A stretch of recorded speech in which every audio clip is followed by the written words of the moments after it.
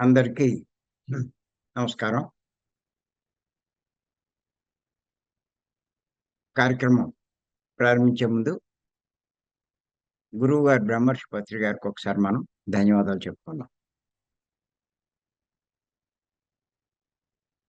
మనం గత 29 ఎపిసోడ్ నుంచి ఒక విషయమే చెప్పుకుంటున్నాం.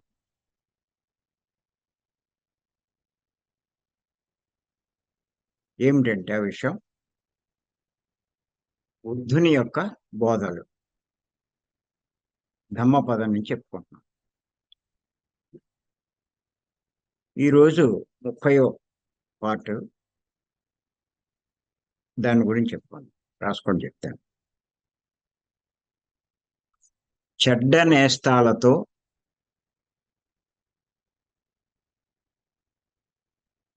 చెలిమి తెగత్రించుకో. చెడ్డ నేస్తాలతో చెలిమి తెగత్రించుకో.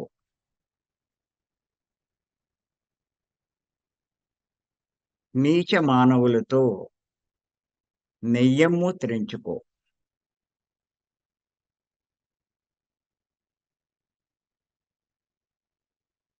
మంచి మిత్రుల పొత్తు మంచి మిత్రుల పొత్తు పెంచి పోషించుకో.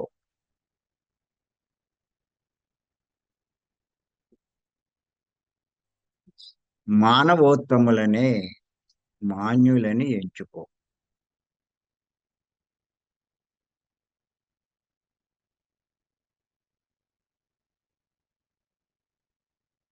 ఇక్కడ పాళీ భాషలో బుద్ధుడు చెప్పిన దాన్ని మరి ఆ గజ్జెల మల్లారెడ్డి గారు కొంచెం ఆ గ్రాంధిక భాషలో అనువదించారు.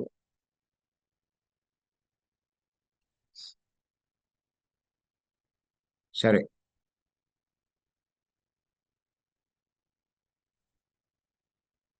చెడ్డ నేస్తాలతో చెలిమి తెగత్రించుకో. నీచ మానవులతో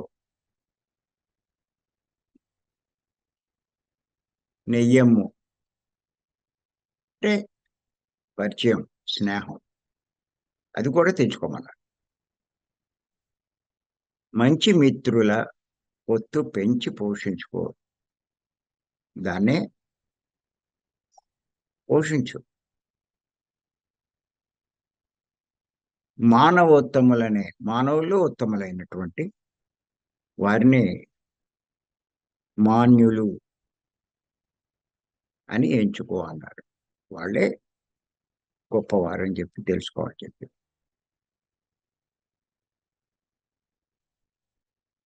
ఇది బుద్ధుడి యొక్క సందేశం.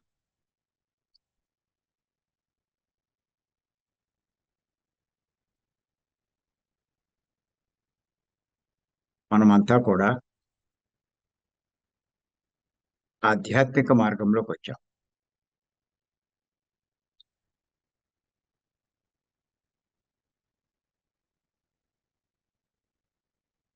అంటే జ్ఞాన మార్గంలోకి వచ్చాం.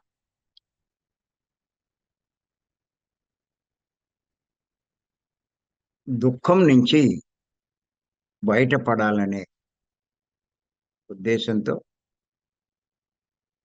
అటువంటి మార్గంలోకి మనం వచ్చాం. ఇంకా చెప్పాలి అంటే మోక్ష మార్గంలోకే మనం వచ్చాం.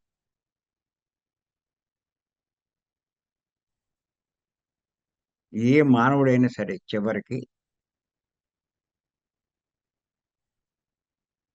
మోక్షాని కోసం ప్రయత్నించవలసిందే. మోక్షాన్ని ప్రయత్నించకుండా వాడేదో జీవిద్దాం అనుకుంటే జన్మ జన్మకి కర్మలు పెరిగి దుఃఖంలో కూరుకుపోతాడు. కొన్ని జన్మలు అయ్యేసరికి ఇంక నేను బతకలేననే స్థాయికి వచ్చేస్తాడు.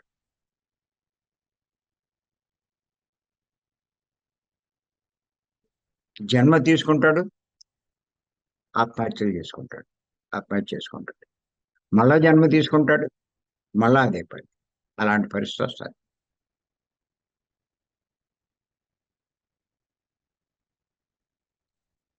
ఇంకా ఏమి దారి ఉండదు. ఆలోచిస్తాడు, ఎలాగ నా పరిస్థితి ఏంటి, ఏం చేయాలి నేను అంటూ పెద్దల్ని, గురువుల్ని, గొప్పవాళ్ళని, యోగుల్ని ఆశ్రయిస్తారు. వాళ్ళు ఏమైనా మార్గం చెప్తారేమో, పరిష్కారం చెప్పగలరేమో అనేటువంటి ప్రయత్నం చేస్తూ ఉంటారు.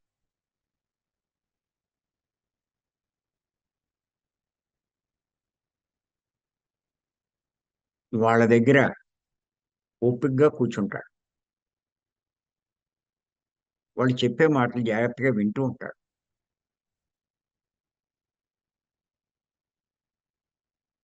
అంతకుముందు వాళ్ళ జోలికే వెళ్ళనోడు ఆయన దగ్గర ఏముంటుందంటాడు. అక్కడికెళ్ళి ఏం చేయాలంటాడు. అలాంటి వాడు ఆయనే దేవుళ్ళా కనిపిస్తాడు. ఆ గురువు, ఆ సద్గురు.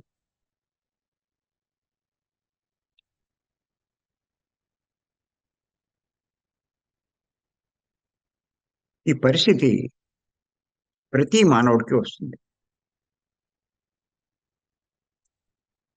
ఒక జన్మ, 2 జన్మలో రాదు కానీ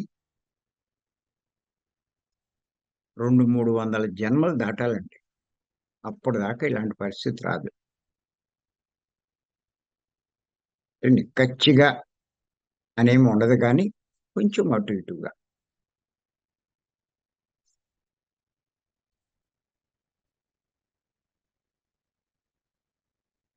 అలా వచ్చిన తర్వాత ఇంకా వారి మార్గంలో పయనిస్తూ కొన్ని సాధనలు చేసి కొంత జ్ఞానం సంపాదించి ఇంకా ఇంకా ఎదగడం కోసం వచ్చిన వాళ్ళమే మనమంతా కూడా. ఒక రకంగా చెప్పాలంటే ఇప్పుడు ఈ జూమ్‌లోకి వచ్చిన వాళ్ళంతా కూడా లక్ష్యానికి దగ్గరగా ఉన్నారు. అంటే మోక్షానికి దగ్గరగా ఉన్నారు. లేకపోతే ఇంత ఉదయాన్నే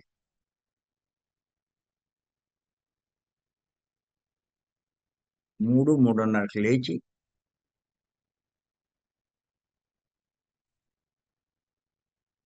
మరి స్నానం అన్నీ పూర్తి చేసుకొని 4 గంటలకల్లా జాయిన్ అయ్యి 2:30 గంటలు ధ్యానం చేసి మళ్ళా ఒక గంట సందేశం విని తర్వాత కొన్ని సందేహాలు నివృత్తి చేసుకుంటూ దరిదాపు 9 గంటల దాకా అంటే 5, 6 గంటలు ఉదయాన్నే ఈ బ్రహ్మీ ముహూర్తం. బ్రహ్మీ ముహూర్తం అంటే గుర్తుపెట్టుకోండి. 3 గంటల నుంచి 9 గంటల దాకా ఉండేది బ్రహ్మ ముహూర్తం. 2 జాములు అంటారు.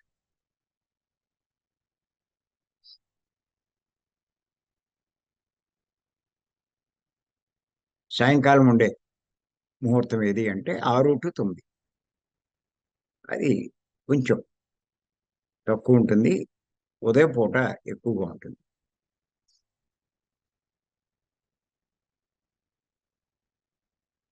మరి శ్రద్ధగా రాసుకోవడం ఇయన్నీ మామూలు విషయం కాదండి. ఈ రోజుల్లో ఇంత టెక్నాలజీ పెరిగి, ఇంత అడ్వాన్స్ అయ్యి, ఇప్పుడు ఈ పని చేయడం అంటే మామూలు విషయం కాదండి. సామాన్యమైన ఆత్మలు ఈ పని మీద ఆసక్తి ఉండవు. సామాన్యమైన ఆత్మలకే వీటి మీద ఆసక్తి ఉంటుంది. ఇక్కడ వయసుతో సంబంధం లేదు. జెండర్‌తో సంబంధం లేదు. స్త్రీ, పురుషుడు అన్నది ఉండదు. కులంతో సంబంధం లేదు. ధనంతో సంబంధం లేదు. ప్రతి ఒక్కరు ఆత్మే. రకరకాల అనుభవాల కోసం, ఇంకా రకరకాల పాఠాలు నేర్చుకోవడం కోసం వచ్చినటువంటి ఆత్మలే మనమంతా కూడా.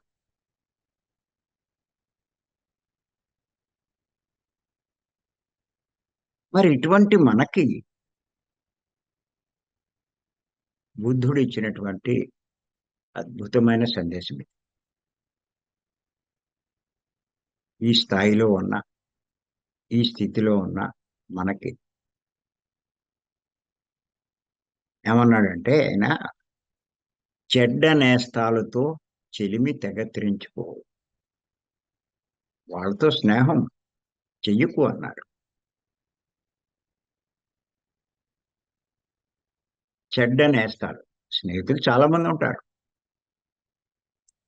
రకరకాలు ఉంటారు అది. సహజం అది. లోకంలో రకరకాల జనాలుంటారు.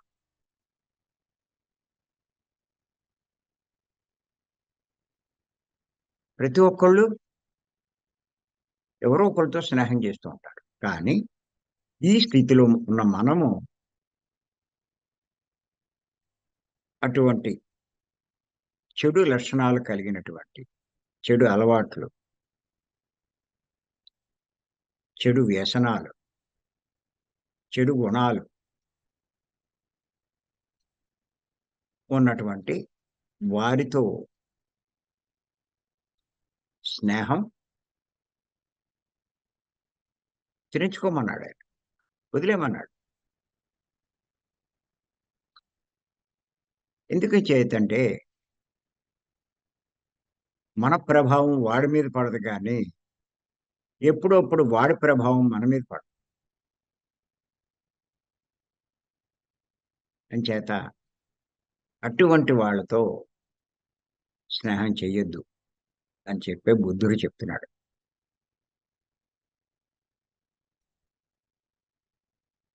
చెడ్డ స్నేహితుడెవడు అన్నది మనకి తెలియాలి అంటే,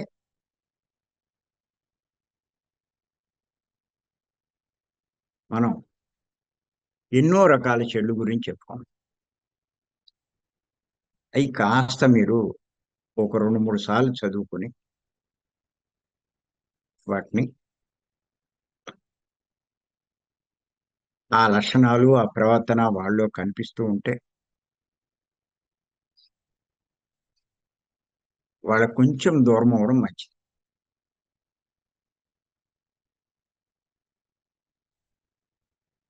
బుద్ధుడు చెప్పినట్టు ఆ చెడు లక్షణాలు కలిగినటువంటి వాళ్ళతో స్నేహం చెయ్యకుండా, నీచ మానవులతో నెయ్యమ్ము త్రించు.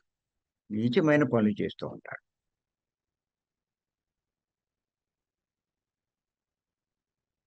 అసహ్యకరమైన పనులు చేస్తారు.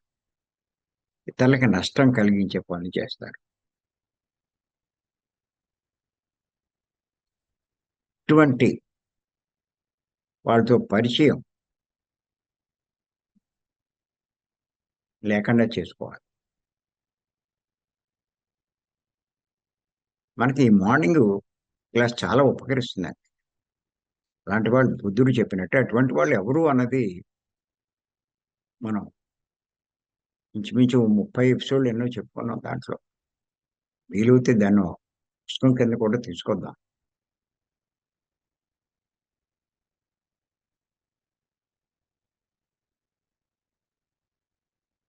ఆ లక్షణాలు కలిగిన వాళ్ళతో కొంచెం మనం దూరంగా ఉండాలి.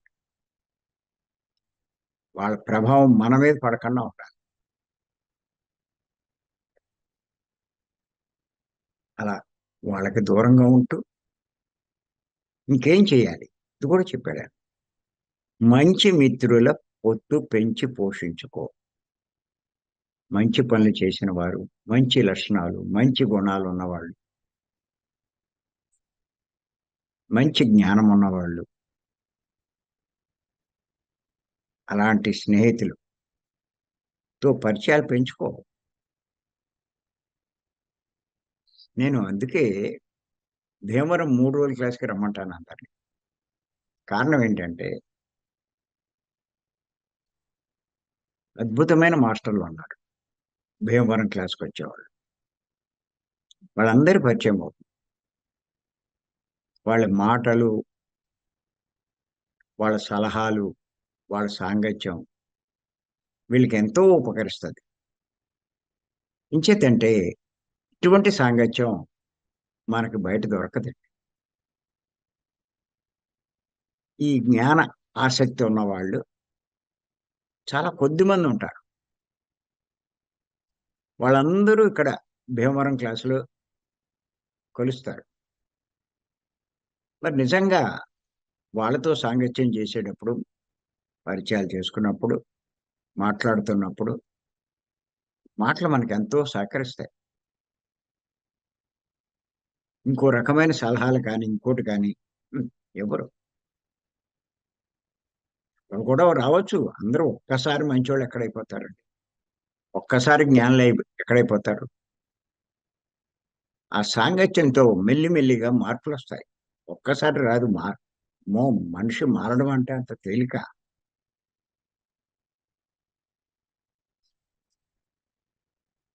వాటి ప్రభావం వల్ల ఈ మార్గంలో ఆసక్తి చూపిస్తారు. ఇంకా సాధనలో తీవ్రతను పెంచుతారు. పనికిరాని వాటిని పక్కన పెడుతూ ఉంటారు. పనికిరాని పనులు, పనికిరాని అలవాట్లు అన్నీ పక్కన పెడతారు. అలాంటి సాంగత్యం కూడా దూరంగా ఉంటూ ఉంటారు. ఇప్పుడు వీళ్ళలో ఎంతో మార్పులొస్తూ ఉంటాయి.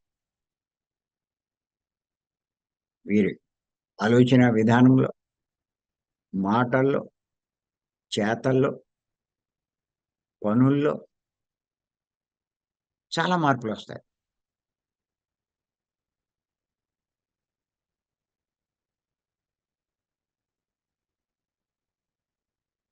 మరి వీరు ఇతరులకి ఎంతో మంచి చేస్తారు. మంచి చేయడానికే ప్రయత్నిస్తారు. అలాంటి వాళ్ళతో పరిచయం పెంచుకోవాలి.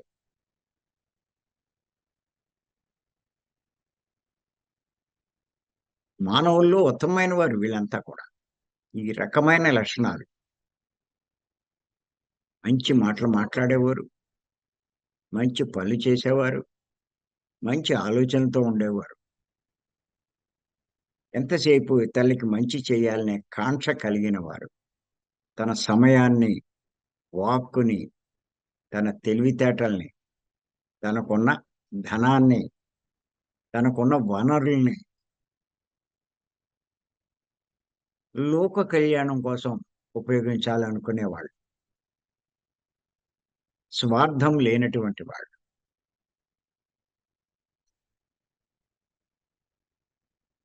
ఇటువంటి వాళ్ళే గొప్పవాళ్ళు.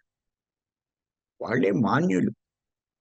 మనుషుల్లో గొప్పవాళ్ళు. మానవుల్లో గొప్పవాళ్ళాళ్ళు.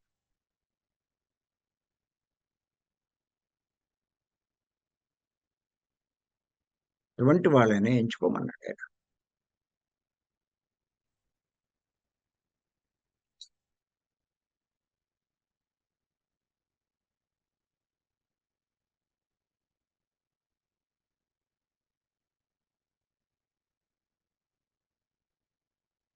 ఏమండి బుద్ధుడిచ్చినటువంటి ఒక్కొక్క సలహా ఇలా మనం పాటించుకుంటూ వెళ్తూ ఉంటే నిజంగా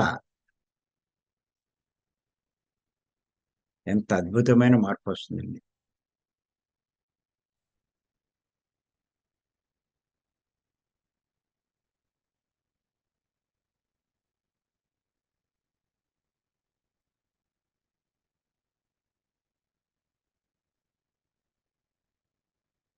అలా అరుదుగా ఉంటారండి ఈ లక్షణాలు కలిగిన వాళ్ళు. ఇటువంటి ఆసక్తి కలిగిన వాళ్ళు.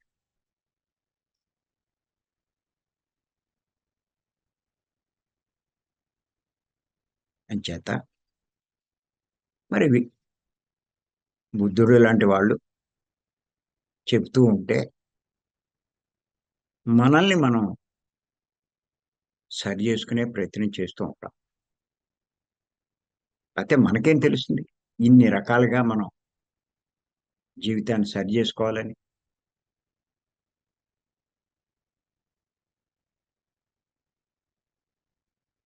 ముందు ప్రయత్నిస్తాం. తర్వాత మెల్లిమెల్లిగా అదే సహజత్వంలోకొచ్చేస్తది. ఆ ప్రయత్నమే సహజంగా మారిపోతుంది. అది సహజం అయిపోయినప్పుడు ఏమవుతుందంటే, ఇంక ఎవరి ప్రభావం మన మీద పడదు. మన ప్రభావం పడితే వాళ్ళ మీద పడాలి. ఆ స్థితికొస్తాం. అది సహజత్వంలోకొచ్చేదాకా బుద్ధుడు చెప్పినట్టు ఆచరించవలసిందే. సహజత్వంలోకొచ్చేదాకా. లేకపోతే ఈ మాయా ప్రపంచంలో వాళ్ళ ప్రభావం మన మీద పడిపోతుంది. ఎందుకంటే వాళ్ళకి తోడుగా ప్రపంచంలో ఉన్న మాయ ఒకటి పనిచేస్తూ ఉంటుంది. అంచేత వాళ్ళు ఒకసారి మాట్లాడితే మనకేమీ అంత ఎఫెక్ట్ ఉండదు గానీ, ఓ 4, 5 సార్లు చెప్పేసరికి నిజమేమో అనిపిస్తది. మెల్లిమెల్లిగా అదేలే సరైన మార్గం అన్నట్టుగా నిర్ణయంలోకొచ్చేస్తారు మీరు.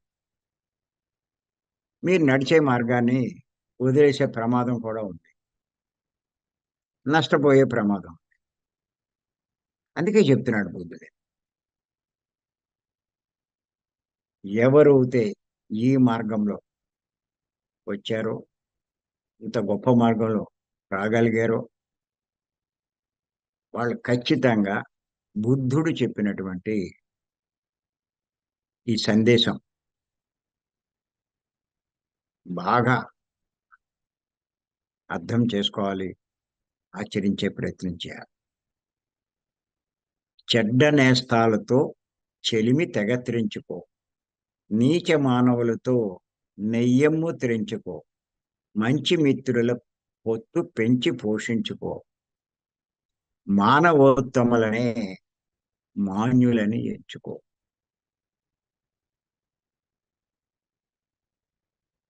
ఎన్నో విషయాలు చెప్పడమే కాదు, ఎలా మనం ఉండాలి,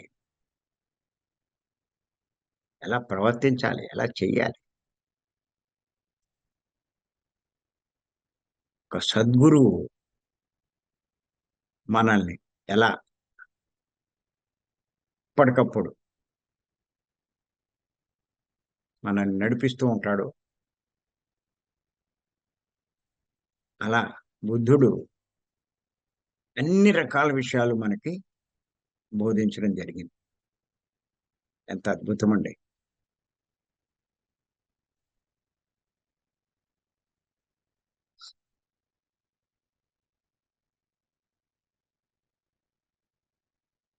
ఎంచేతంటే ఒక వారం రోజులు, 10 రోజులు మీరు ఈ జూమ్‌లోకి రాకపోయినా, లేతే ఓ 2, 3 నెలలు భీమవరం రాకపోయినా, చుట్టూ ఉన్న వారి యొక్క ప్రభావం, చుట్టూ ఉన్న పరిస్థితుల యొక్క ప్రభావం మీ మీద పడిపోతుంది.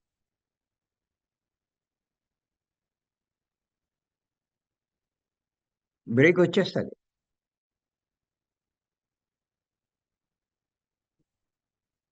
కొంచెం బ్రేకొచ్చిందంటే మళ్ళా రాలేం.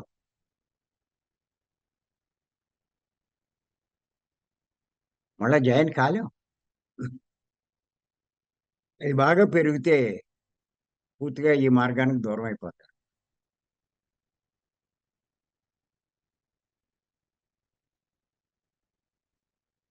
చాలా అదృష్టం మనకి ఈ జూమ్ రావడం అనేది. ప్రతిరోజు సాంగత్యం చేస్తున్నాం, సజ్జన సాంగత్యం. అయితే ఎక్కడ ఉంటుందండి మనకు అవకాశం?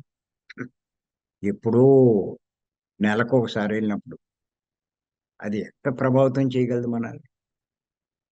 ఒక 2, 3 రోజులు అక్కడ ఉన్నంత మాత్రాన 27 రోజులు దూరంగా ఉంటే ఆ ప్రభావం మన మీద పడుతుంది కానీ దీని ప్రభావం ఉండదు. 3 రోజుల ప్రభావం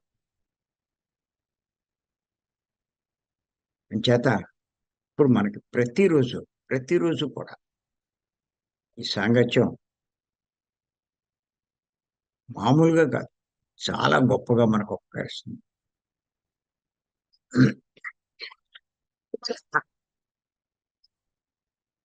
మనం ఏమనుకుంటామంటే ఏదో మామూలు జీవితం జీవిస్తూ సామాన్యంగా మామూలుగా అనుకుంటున్నాం. కానీ ఇదివరకు బుద్ధుడి దగ్గర ఉన్నటువంటి వాళ్ళు కానీ, శంకరాచార్య వారి దగ్గర ఉన్నటువంటి వారు కానీ, గొప్ప గొప్ప వారి దగ్గర ఉన్నటువంటి వాళ్ళు కానీ, ఎవరైతే ఓ అవతార్ మెహర్ బాబా అని ఇలాగే ఇటువంటి గొప్ప గొప్ప వాళ్ళ దగ్గర అటువంటి సాంగత్యంలో ఉన్నటువంటి వాళ్ళు మరి నిజంగా మనలాంటి వాళ్ళే వాళ్ళు కూడా. మనం ఏమీ తక్కువేం కాదు. బుద్ధుడి శిష్యులు ఉండేవారు అని చెప్పి అనుకుంటాం. అబ్బాయి ఎంత అదృష్టవంతులు అనుకో. అలాంటి వాళ్ళమే మనం.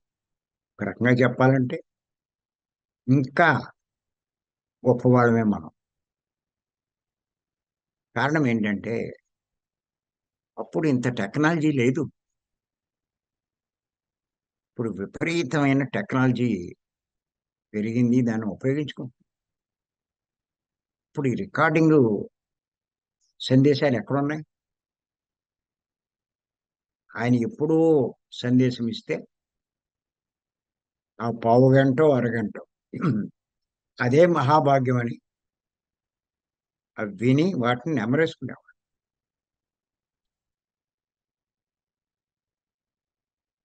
నేను ఒక ఆశ్రమానికి వెళ్ళాను, పత్రికా పరిచయం కాదు.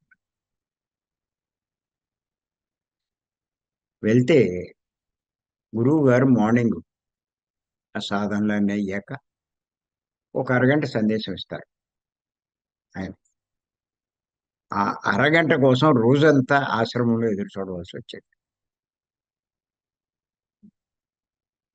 ఏం చెప్తారో అవి ఏరుకుందామని చెప్పి అలా 2, 3 రోజులు ఉన్నాను నేను అక్కడ. 4 రోజులు. ఒక్క అరగంటలో ఏం చెప్తారైనా? ఎంత మనం సేకరించగలం?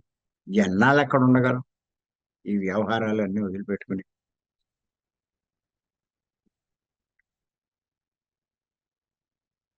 అక్కడికి ఎంతో తీవ్రాసక్తి ఉన్న వాళ్ళే అలా వెళ్ళి ఓ వారం రోజులు, 10 రోజులు, నెల్లాళ్ళు ఆశ్రమంలో ఉండి ఆ సాంగత్యంలో ఆయనకి ఏదో సేవ చేసుకుంటూ కొద్దిగా జ్ఞానం పొందడం జరిగేది. మరి ఇప్పుడు ప్రతిరోజు మనం సాంగత్యం చేసుకోగలుగుతాం.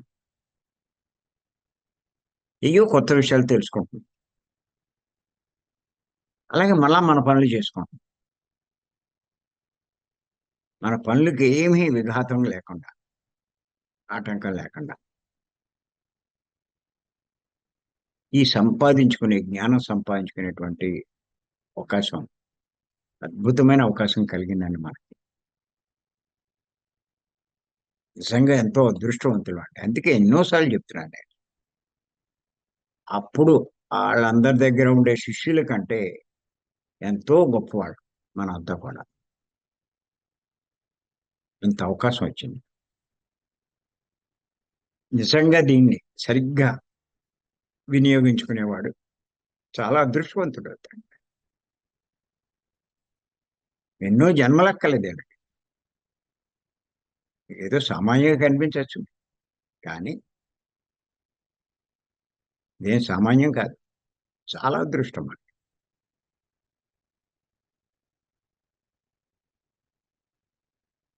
పుస్తకాలు నిండిపోతున్నాయి. నిజంగా రాసుకునేవాళ్ళు. వాటిని మళ్ళా తిరగేసుకుంటూ ఉండాలి. అందులో ముఖ్యమైనవి మళ్ళా వేరే రాస్తూ ఉండాలి డైరీలో. మిమ్మల్ని మీరు పరీక్షించుకుంటూ ఉండాలి. అయి చదువుతూ ఇయన్నీ నేను ఆచరిస్తున్నానా లేదా? ఎన్ని మార్పులొచ్చినియి? నా గతానికి ఇప్పటికి ఏమైనా తేడా ఉందా? నిజంగా మీలో ఆ తేడా మీకు కనిపిస్తే నిజంగా మీరు బాగా ఎదుగుతున్నట్లు లెక్క. మీరు జ్ఞానాన్ని పొందడమే కాదు, ఆ జ్ఞానాన్ని 10 మందికి మీరు అందించగలుగుతూ ఉంటే ఎంత ఎదిగినట్టు చెప్పండి. ఎంత గొప్పవాళ్ళు చెప్పండి.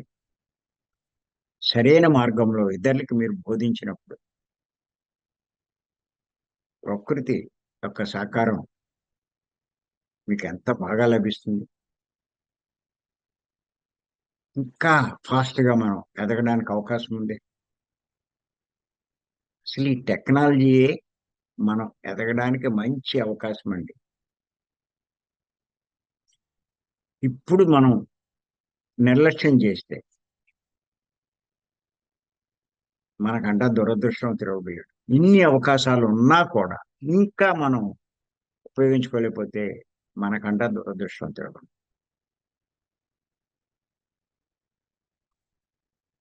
అంచేత ఒకటే మళ్ళా ఆ చెడు లక్షణాలు కలిగిన వాళ్ళతో పరిచయాలు తగ్గించుకోవడం. ఎవరి పరిచయాలు పెంచుకుంటే మనకు అన్ని రకాలుగా ఉపకారం జరుగుతుందో, ఆధ్యాత్మిక ఉన్నతి పొందుతామో వాళ్ళతో పరిచయాలు పెంచుకోవాలి. లేకపోతే ఒక్కడిగా మనం ఒక్కళ్ళము ప్రయాణించినా తప్పేం లేదు. గుర్తెట్టుకోండి. అది. ఎవడో ఒకడు మన కూడా ఉండాలన్న అసలు అవసరమే లేదు. అలా ఒక్కడిగా ఎళ్ళిన వాడినే నేను. సరిపోవట్లేదు. మన స్థాయికి వాళ్ళు సరిపోవట్లేదు. ఎవరిని చూసినా కూడా. ఇక వాళ్ళ పని వాళ్ళదే, మన పని మనదే అన్నట్టుగా వాళ్ళు పక్కన పెట్టి ఒక్కడిగానే ప్రయాణం చేశారు. చేస్తే ఇప్పుడు మీరందరూ వచ్చారు.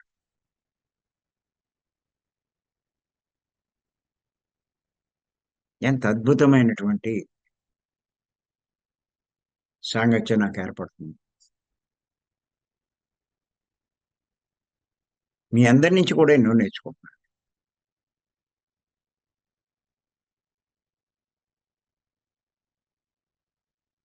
చేత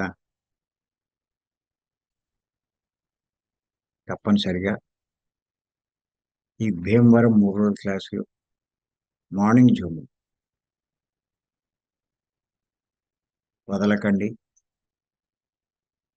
మీ జ్ఞానాన్ని దినదినాభివృద్ధి చేసుకోండి. అవకాశం ఇచ్చిన మీ అందరికీ ధన్యవాదాలు. థాంక్